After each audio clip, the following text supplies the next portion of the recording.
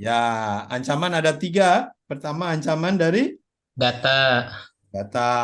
Kedua, ancaman dari equipment, weapon. Ketiga, nah, kita kemarin senjata bicara tentang weapon. Ekonomi. Ekonomi. Yang mana yang paling penting menurut Anda dari 3 ini? Ekonomi. Penting, Pak. Ekonomi. Kita dijajah ekonomi ya, jangan sampai jajah sama Cina lah ekonomi. Nah, supaya tidak dijajah sama Cina gimana Bapak-bapak, Ibu-ibu? Beli satelit, Pak. Beli Bikin satelit. satelit, Pak. Cinanya masuk Belajar, WNI. belajar bahasa Cina, Pak, biar nggak dagangnya nggak gini. Belajar bahasa Cina supaya jadi partner. kita jajah duluan, Mbak. Apakah Cina, kita harus Cinanya berpartner masuk sama WNI Cina? ya.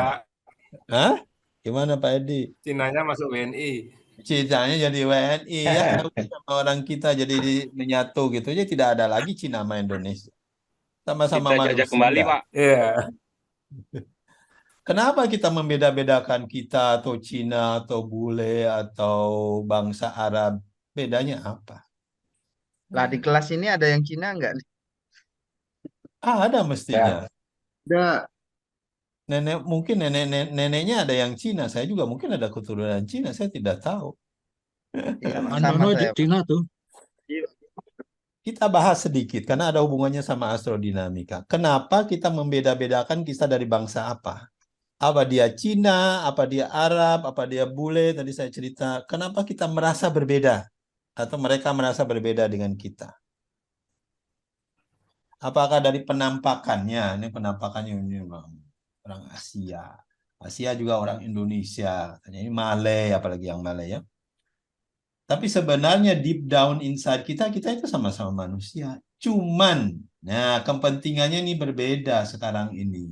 Jadi kita dikotak-kotak oleh negara. Betul tidak? Kita aja sama Malaysia kadang-kadang bertengkar, tanda petik, karena dikotak-kotakin dengan kepentingan yang berbeda. Bagaimana jika seandainya kepentingan kita sama? Batas-batasan itu mungkin tidak ada. Contohnya orang Jawa, orang Sumatera, orang Kalimantan, orang Bali, orang Sulawesi, Papua bisa gabung sama-sama kita orang Indonesia. Padahal mukanya berbeda.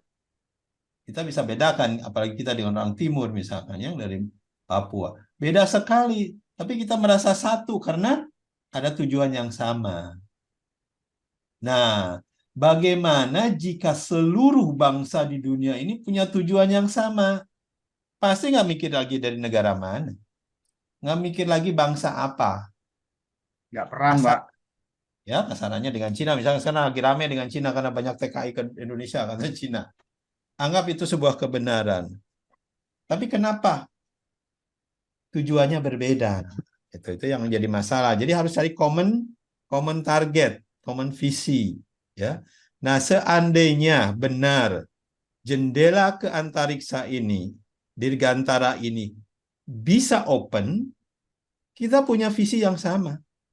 Kita dengan negara Cina, dengan orang Israel katakanlah ya, kita lagi perang dengan Israel, dengan bangsa yang lain pun nggak mikirin lagi ke situ. Musuhnya sama dari luar tanda petiknya, dari apakah alien atau apa. Atau kita punya visi yang sama, ingin pergi ke planet-planet mana untuk bisa tanda petik. Mau bilang menjajah mau bilang ngambil materinya apa. Tujuannya sama karena manusianya cuma sedikit. Sedangkan antariksanya begitu luas. Ada kemungkinan kita bersatu tidak mikirin lagi Anda dari negara mana. Ya. Nah, ini visi ke depan yang menarik untuk kita lalui, mudah-mudahan selama hidup taruna-taruni rekan-rekan di sini dan selama hidup saya bisa melihat itu terjadi. Ya. Jadi ekonomi dari antariksa itu bisa menyatukan bangsa-bangsa, bisa menyatukan manusia menjadi satu. Insya Allah.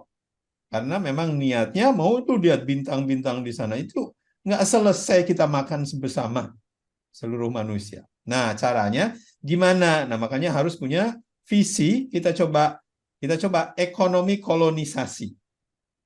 Bagaimana penjajahan ekonomi dari antariksa terjadi terhadap kita. Tujuannya apa? Bukan kita menjadi khawatir, Ingat, minggu kemarin kita bicara ada dua sisi dari koin yang kita lihat.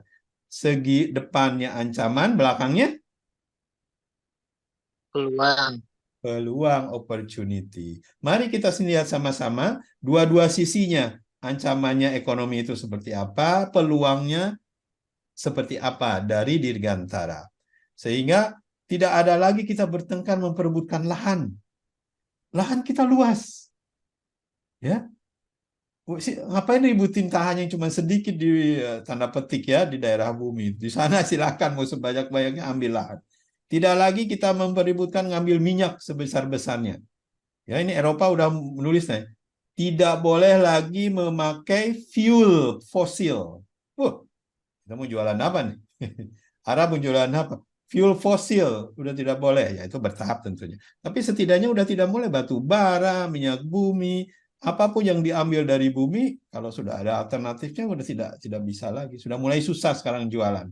Kita jualan sawit aja susah diributkan. Ya.